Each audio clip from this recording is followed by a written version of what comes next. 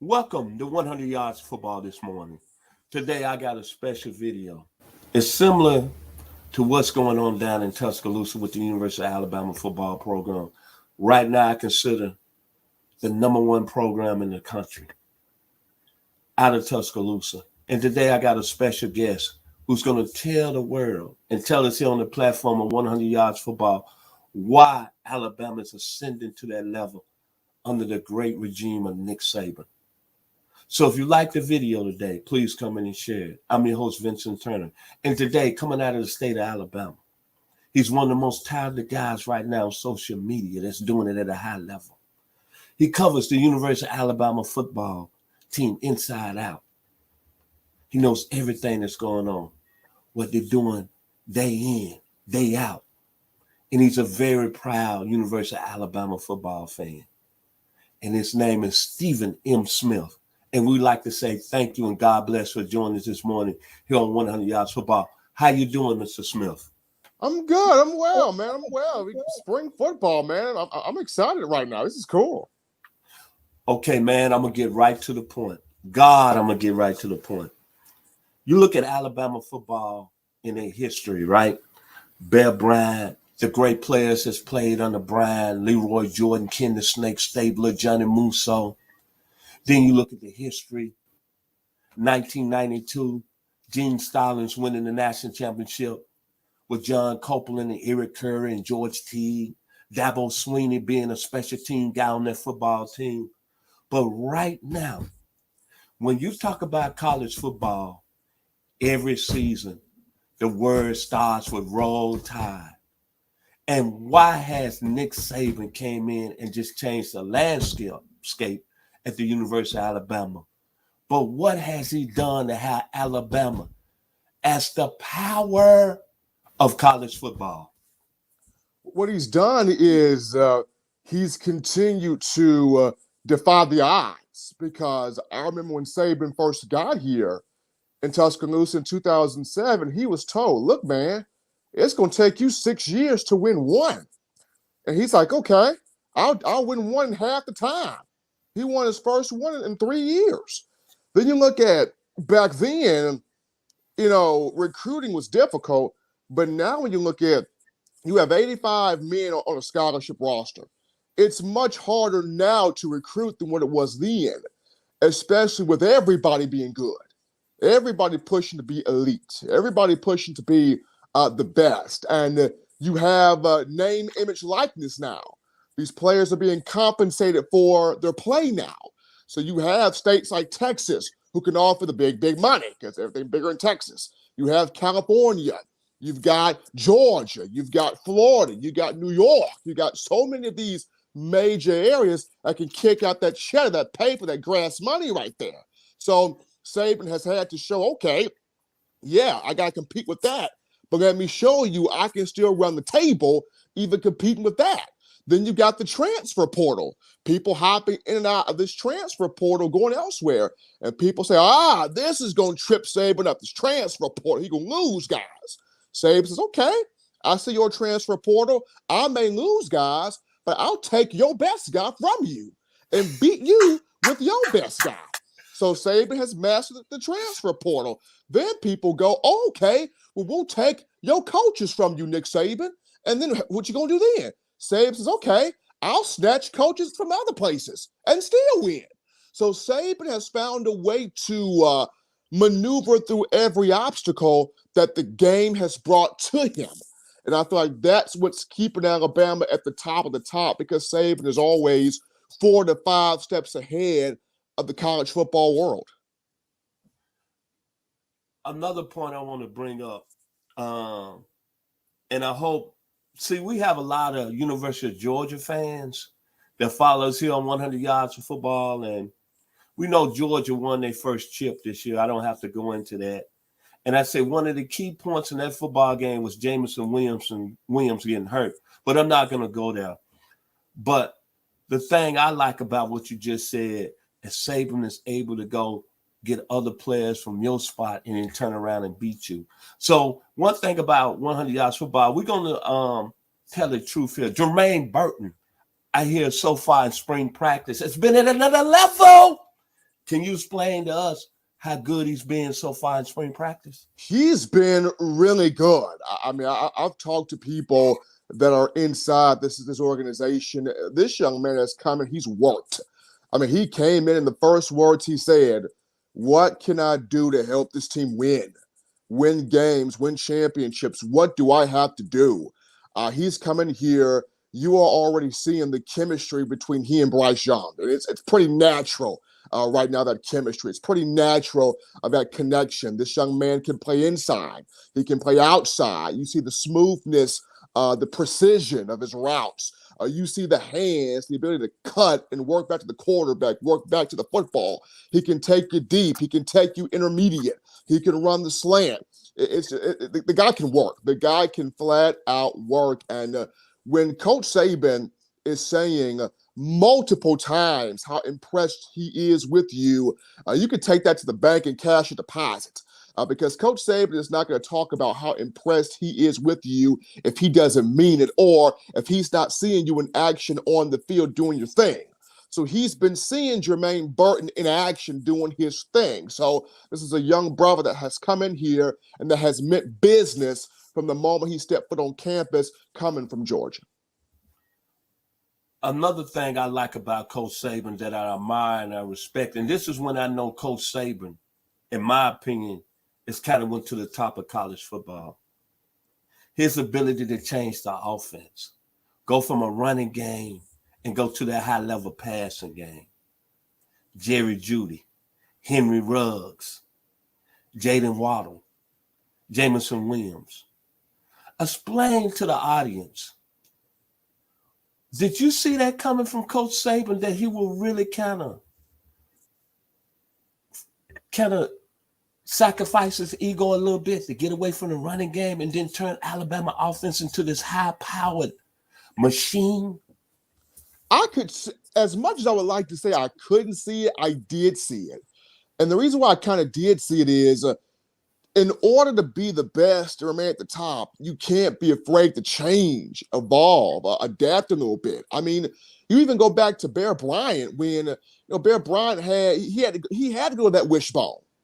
And then after that wishbone, he had to go to another form of offense because he had to adapt and change some things. Bear Bryant had to, allow more of the black players in, because he saw with the black players, you got to integrate. You got to get these young men in, because it changes the landscape and the trajectory of the game. And if you want to be on top of the game, you got to do some things that sometimes you're not comfortable with. And Coach Saban had got to a point where he got comfortable with the ground and pound. It was good. It was great. He got comfortable with the big play defense. It was great. But when Nick Saban saw, oh man, this offense thing is whipping me up, Saban had to change his style of recruiting. He had to get smaller with the linebackers and the defensive linemen. Had to get smaller with that. But then offensively, he had to understand, we got to score some points now. So that's the reason why he had to put his arm around Lane Kiffin in 2014 and bring him in here. He didn't really want to bring Kiffin in here. The fans didn't want to bring Kiffin in here. But Saban knew, hey, if I don't bring Kiffin in here, the game's going to pass me by. And Kiffin can teach me some stuff. So that's why he had to bring Kiffin in here. That's why he had to bring Michael Knoxley in here. That's why he had to bring Brian Dable in here. That's why he had to bring Steve Sarkisian in here. Because Saban knew, hey, the game is changing. And if I want to be at the crest of it all, I got to change with the game and maybe manipulate some things to even get myself an even bigger edge, but I got to change with the game. And I felt like it was going to be a point where Saban had to do that. But once again, Saban being him, he was able to hit it, faster than folks thought he would be able to hit it. Another key point. Do you think Georgia, by winning the national championship this past season, do you think Georgia's kind of made up some ground on Alabama? Or do we think coming into next season, Alabama is going to come back and prove who is the real king of college football? To me, it's nobody but two teams we need to talk about going into 2022, Georgia and Alabama. So has Georgia closing that gap with Alabama? I wouldn't say Georgia's closed the gap. However, I would say this was a big win for Kirby Smart. This is a huge win for him, You sat under Nick Saban for 9 years, 2007 to 2015. And for the longest, the Bulldog fan base was going, son, how long? You sat at the feet of this man for almost a decade. Have you learned anything that we can use to beat him? How long?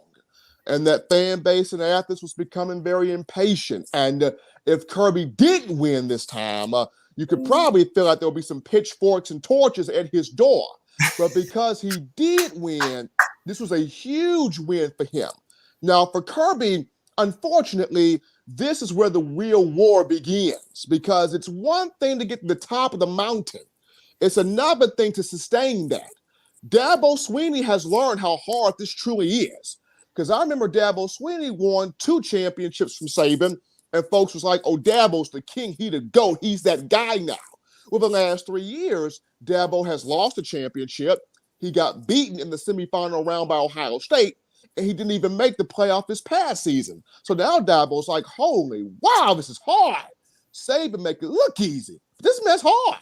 So for Kirby, it's now the pressure is, okay, Kirby, now you're expected to get there every single year, whether you have a good team, whether you have a bad team, whether you have a good recruiting class, whether you have a horrible recruiting class, whether you have all your coaches, whether you have none of them. Because your name is Kirby Smart and you just beat Alabama, now you are expected. It's become a notion.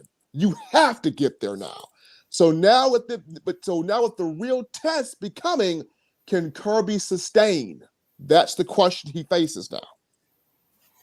My final question. It's been an honor and it's been a pleasure, Mr. Smith. Right now in the lords of Alabama football history, Roll Tide, 60s, 70s, 80s, 90s. Who is the best coach that's ever stepped foot down in the capstone down in Tuscaloosa? For your money, Nick Saban or Bear Bryant? I'm going to say this. It's Coach Saban. It's Coach Saban. As much as I greatly respect Bear Bryant and all that he did, not only changing Alabama and making it a national power, but also changing the fashion with the houndstooth hats and whatnot. As much as I respect what Bear Bryant did, you have to give it to Coach Saban because this is a whole different era of college football. These young men are different now. The style is different now. The way you recruit is different now. Players are getting paid. That's different now. There's just so much nuance in how you are quick to get passed by in this sport. And you got to be able to stay at the top of your game. You are losing sleep at night now in college football because if you blink, a team that you least expect will pass right by you. That's how crazy college football has got. College football has become corporate America now. It wasn't like that back then in the 60s. It wasn't like that. Now it's become serious corporate America.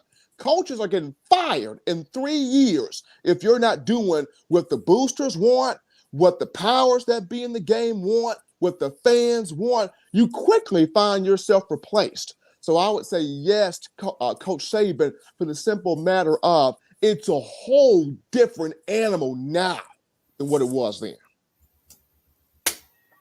That being said, I can have Mr. Smith on for the next 2 hours and we can talk college football and it be at a high level. Man, thank you for the day coming on 100 Yards Football. And follow us down the road because in the next 30 minutes, Mr. Smith is going to come back and talk about Evan Neal, offensive tackle of Alabama, why he's the top tackle in the 2022 NFL Draft. But Mr. Smith, please give your contact information out here on 100 Yards Football because it's your first time on our platform. Give the people out there your contact information.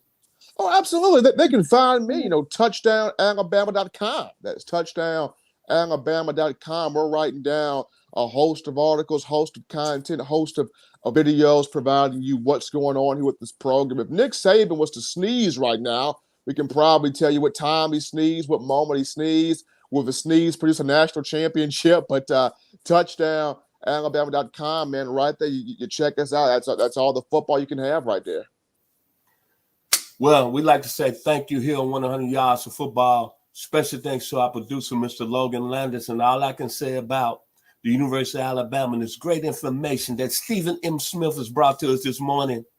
Sweet home Alabama, where the skies are blue, roll tide. Thank you. Y'all be blessed.